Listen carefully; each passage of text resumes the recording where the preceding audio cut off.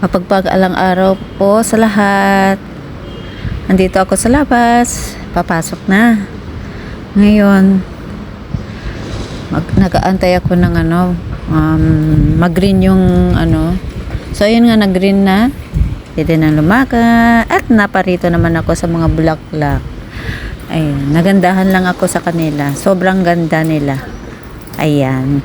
Wow, kulay red. Ay, nakakita na naman ako ng ayan. Ayan siya, lumilip. So, ayan, nakakita naman ako ng mga ayan, nalipad ang mga ibon. So, ayan, papunta muna. Naghahanap ako ng maupuan kasi, iniintay kong magbukas yung negosyo para bumili ng tubig ko kasi naubusan ako. Nakalimutan ko bumili kahapon. So, umupo muna dito.